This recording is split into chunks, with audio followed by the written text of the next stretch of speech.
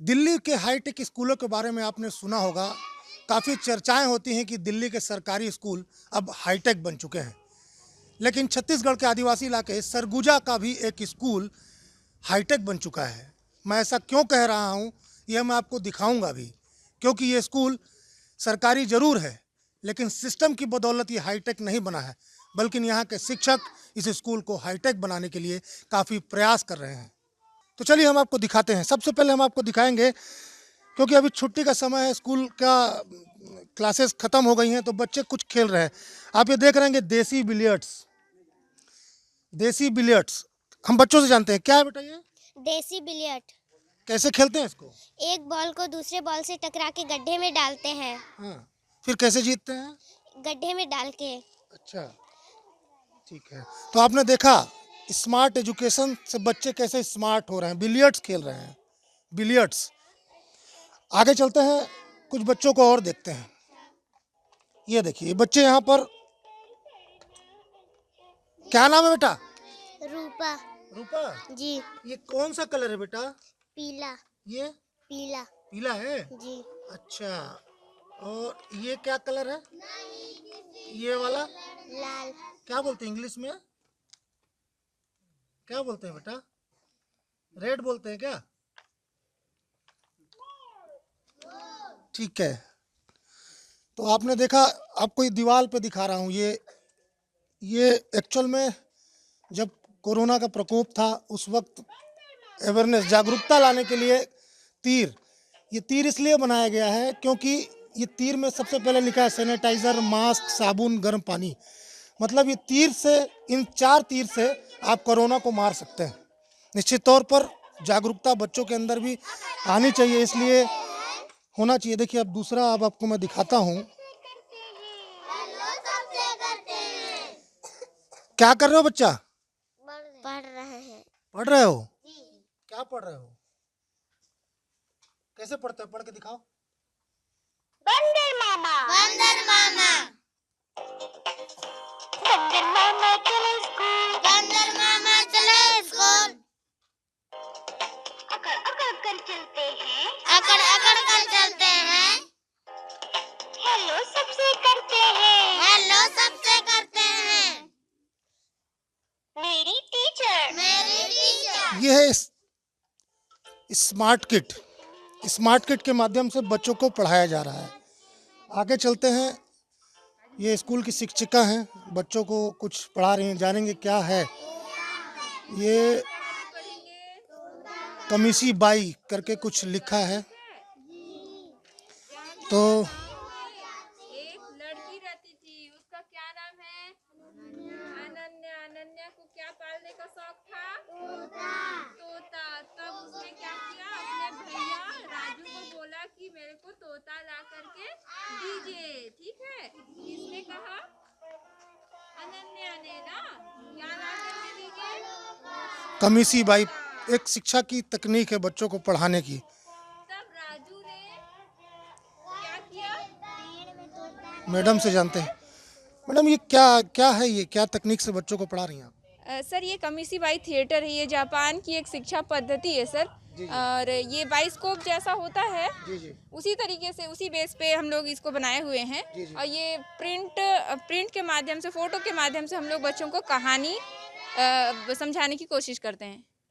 जी। कैसे कैसे पढ़ाते हैं बच्चों को, थोड़ा बताइए। सर जैसे यहाँ एक स्लाइड है, एक फोटो है, जैसे ये स्लाइड है? जी। तो ये स्लाइड हम लोग खुद ही बनाए हुए हैं, और यहाँ चित्र जो है इस चीज़ का हम ही लोग वो किए हैं, बनाए हुए हैं। ठीक है। ये है सर तोता। बच्चों को पूछेंगे कि आज हम लोग किस चीज़ का कहानी पढ़ने वाले हैं बच्चों, तो जो चित्र देख करके बच्चे जो भी समझेंगे, तोता, मैना, कबूतर, तो वो उसको बताएंगे। तो क्या किस चीज़ का हम लोग आज कहानी सुनेंगे, तो बच्चे क्या बोलेंगे? तोता। तो फिर हम ऐसी आगे कहानी करके बताएंगे कि जामझरिया गांव में एक अनन्या नाम की बच्ची थी, उसको तोता पालने का बहुत शौक था। क्या पालने का? तोता। एक दिन अनन्या ने अपने भैया को क्या कहा कि मुझे तोता ला करके दीजिए। तब उनके भैया ने कहाँ जा करके तोता लेकर के आया? पेड़ पर जा करके तोता पकड़ के ले करके आया। ठीक है। अब राजू ने अनन्या को तोता ला करके दिया और उसने कहाँ रख दिया तोते को? पिंजरे में रख दिया। और खाने को क्या दिया? लड्डू दिया। ठीक है, लेकिन तोता लड्डू खाया क्या? नहीं कि खाया। किस तरह से बच्चों को शिक्षा दी जा रही है स्मार्ट। अरविंद जी, राज्यपाल पुरस्कार आपको मिल चुका है, क्यों मिल गया भाई राज्यपाल पुरस्कार? हम लोगों हम लोगों का जो गाँव स्कूल है वो बहुत रूरल एरिया में है और यहाँ पर के पेरेंट्स को शिक्षा से कोई सरोकार ज़्यादा नहीं रहता है। उनका दिनचर्या ही पूरा अपना कमाने खाने में लग जाता है। तो इन बच्चों को लेकर हम लोग आगे बढ़े और इन लोग को शुरू में तो बच्चे स्कूल नहीं आते थे तो उन्हें डोर टू डोर उनसे संपर्क किया गया, उनके पालकों को समझाइश दिया गया और जो बच्चे प्रतिदिन स्कूल आते थे उन्हें वीकली कुछ गिफ्ट देकर उनको प्रोत्साहन देते चले गए और आज स्थिति ये हो गया है कि बच्चों का विद्यालय में उपस्थिति लगभग 100% रहता है। अच्छा अच्छा, चलिए हमको क्लासरूम दिखाइए कैसा है आपका। सबसे पहले स्टार्ट करें। ये जामझरिया प्राथमिक शाला है, सीतापुर से लगा हुआ है, मेन पार्ट विकास खंड में आता है सरगुजा जिले के। और निश्चित तौर पर जिस तरह से स्कूल को सजाया संवारा गया है बेहतर शिक्षा देने के लिए, एक ऐसी तालीम देने के लिए जिससे बच्चे बड़े होकर कुछ बन सकें, उनको सब कुछ दिखाते। अरविंद जी हमको बताइए, ये सब आपने सजा रखा है, ये क्या है? क्या ये हमारे जो शिक्षा सचिव थे आलोक शुक्ला जी, उनका कोरोना काल में उनका एक उद्देश्य था कि बच्चों को सिर्फ शिक्षा तक ही सीमित ना रखा जाए बल्कि जो मोहल्ला क्लास में ले जाके उस गांव में जो एक्सपर्ट हैं जैसे कुम्हार है, बढ़ई है, लोहार है, उनको भी मोहल्ला क्लास में जोड़ा जाए और उनको बुलाकर बच्चे को स्किल डेवलपमेंट करने के लिए ये सारे चीज़ें उनको नई नई तकनीक से बनाने के लिए सिखाया जाता था। तो ये उसका एक एग्जीबिशन लगा था हमारे विद्यालय में जिसको देखने के लिए खुद शिक्षा सचिव सर आए थे। उनको इतना अच्छा लगा था कि वो आए थे। तो ये क्या है? क्या ये जो सामने जो रखा है, ये जो घड़े हैं, ये क्या है? क्या ये कुम्हार के द्वारा जो बच्चे को घड़ा बनाने के सिखाते थे मोहल्ला क्लास में, वो है। बढ़ई के द्वारा ये सब नांगर, क्या है ये हल है जो अमूमन किसान इससे अनाज उपज के लिए खेतों में इसका काम करते हैं। तो हल बनाना सिखाना। बच्चों को क्या इससे फर्क पड़ता है?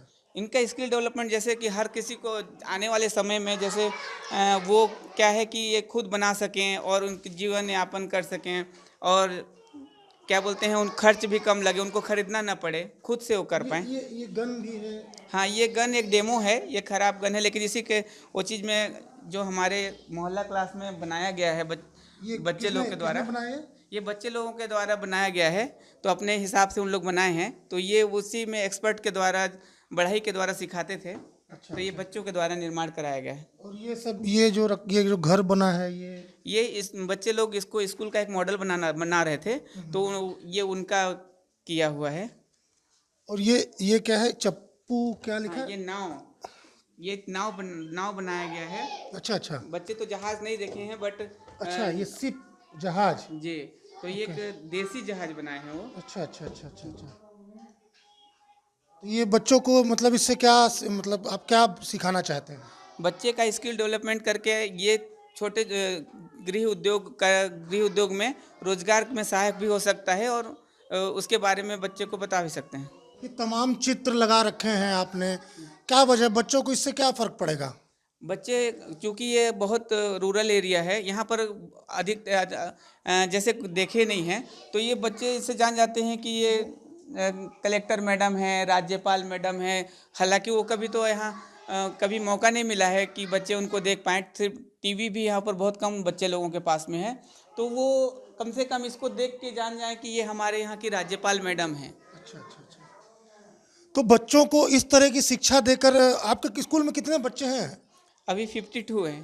तो जो बच्चे हैं वो मतलब किस गरीब वर्ग से हैं, कहाँ के हैं बच्चे? ये अति पिछड़ी जनजाति माझी समुदाय के बच्चे हैं जिनको शिक्षा से कोई ज़्यादा सरोकार नहीं रहता है, लेकिन हम लोगों के अथक प्रयास से आज हमारा विद्यालय में इनको जोड़ने में हम लोग कामयाब रहे हैं। और ये क्लासरूम में आप कैसी शिक्षा देते हैं, किन किन माध्यमों से शिक्षा देते हैं? ये प्रिंट रिच वातावरण बना के, जैसे पुस्तकी ज्ञान तक न रख के उनको प्रिंट रिच वातावरण का निर्माण करके उनको ज्ञान देते, एजुकेशन देने का कोशिश करते हैं ताकि बच्चा खेल खेल में सीख जाए, वो एक बस्ता का बोझ उसके ऊपर से थोड़ा हल्का हो जाए। मतलब बैग फ्री स्कूल है ये। ब्रेक फ्री तो नहीं है, बट थोड़ा हल्का करने के लिए प्रिंट रिच का वातावरण का निर्माण किया गया है कि बच्चे जो चीज़ वो पुस्तक में पढ़ते हैं वो देख देख के आसानी से सीख जाए। अच्छा ये बताइए कि किन जैसा आपने इस स्कूल को तैयार किया है, क्या मतलब और जो शिक्षक हैं वो ऐसा कर पाएँ, आपकी ओर से क्या संदेश है? मैंने एक प्रिंट रिच वातावरण अपने विद्यालय को करने के लिए कोशिश किया है। ये तो दूसरे लोगों के लिए तो मैं नहीं सोचा हूँ, लेकिन बट अपने स्कूल के लिए जी, जी। एक अलग अंदाज में स्कूल को, जो जैसे प्राइवेट स्कूल्स होते हैं जी, जी। उस तर्ज पे एक करने का कोशिश किया हूँ कलर। ये क्या है? हमारे विद्यालय का ऑफिस है। अच्छा, जी ऑफिस भी आपने एकदम सजा रखा है एकदम। जी। गांव का स्कूल को भी हाइट क्या बोलते हैं, मैं एक अच्छा करने का कोशिश किया हूँ, जो ऐसा आपको दिख रहा है। तो सिस्टमेटिक ढंग से सारा चीज़ जैसे शहरों के अच्छे स्कूलों में मिलता है वैसा एक बच्चे लोगों को, गरीब बच्चे को देने का कोशिश किया हूँ, एक इन्वायरमेंट। दिल्ली के स्कूलों के बारे में सुना है, सरकारी स्कूल वहाँ कैसे होते हैं? सुना हूँ कि वहाँ पर काफ़ी हाईटेक हो चुके हैं, बट देखे नहीं हैं अभी तक। अच्छा अच्छा, तो ये बताइए कि जैसे वहाँ के तो सिस्टम ने, वहाँ की सरकार ने उस स्कूल को बढ़िया किया, तो आपको तो सरकार से भले थोड़ी मोड़ी मदद मिल रही होगी, लेकिन इच्छा शक्ति तो शायद आप ही की है। हाँ, स्टार्टिंग में थोड़ा दिक्कत हुआ, बट समय के साथ साथ जब होता चला गया और शासन प्रशासन भी इसमें बीच बीच में जैसे जैसे कलेक्टर सर लोग यहाँ आते चले गए, उनके द्वारा भी काफ़ी प्रोत्साहन मिला। और और आज मेरा स्कूल जिस मुकाम पे दिख रहा है उसमें कलेक्टर्स लोग का भी काफ़ी रोल है। तो ये अरविंद गुप्ता हैं जो इस स्कूल को संचालित करते हैं, बच्चों को पढ़ाते भी हैं, और इस स्कूल के रख रखाव और बेहतर, जिस तरह से आप दीवालों में प्रधानमंत्री, मुख्यमंत्री, कलेक्टर, एसपी, मतलब बच्चे ये जान सकें कि देश के जो ख्याति लब्ध लोग हैं वो कौन हैं और वो किस तरह से काम करते थे, उन्होंने क्या क्या उपलब्धि हासिल की है। तो निश्चित तौर पर जिस तरह से दिल्ली के स्कूलों में बच्चों को स्मार्ट एजुकेशन दिया जा रहा है, तो कहीं ना कहीं आदिवासी इलाके में अरविंद गुप्ता जैसे शिक्षकों ने ऐसी अलख जगाई है शिक्षा की कि यहाँ भी ऐसा किया जा सकता है कि बच्चों को स्मार्ट एजुकेशन के माध्यम से शिक्षा दी जा सके। Amitesh Pandey, ABP news, Surguja.